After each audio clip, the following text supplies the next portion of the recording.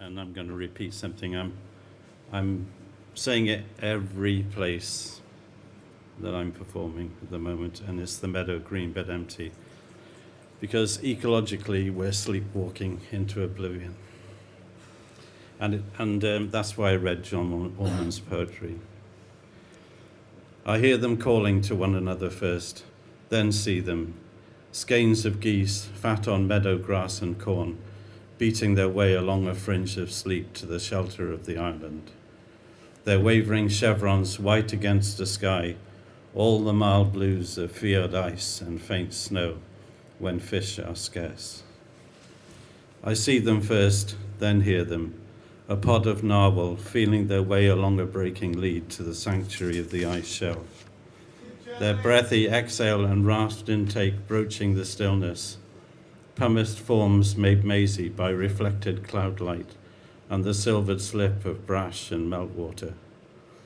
Aquatic unicorns jousting for the favors of their pebbled patterned maids in waiting, shadowed by darker paddlers, practicing disguise by morphing into blinding frost and ice flow vapors. I see, then hear, the delayed crack of the knout above the heads of the malmoots straining in the traces.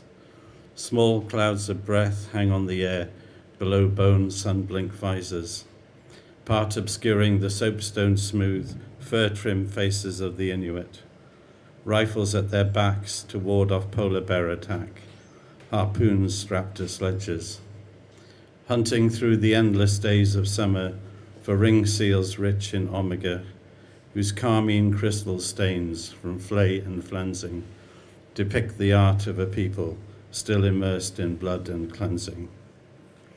In flickerings on the walls of ice houses, myth and legend rise and fall in a conversation of the sea levels, threatening to dissolve a shifting way of living. With a guttering of lamps from a gasping fret of ancestors, winter set arrives, hardening the fast depleting edges, as Aurora's figured dance compresses her swirling stardust weighted skirts into siren voices.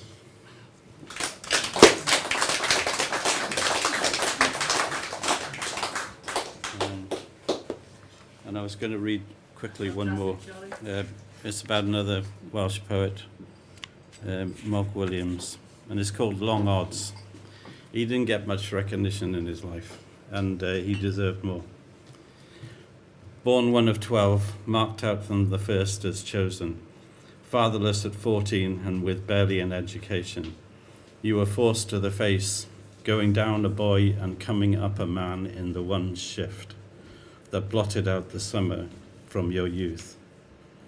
Inspired by classroom readings of King Solomon's mines, the writer in you crystallized, like some frosted fern, split from the slack, fossilized in the slump, aeons back.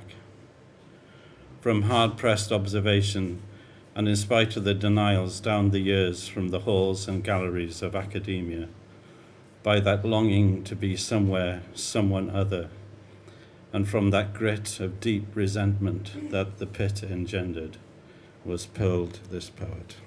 Thank you.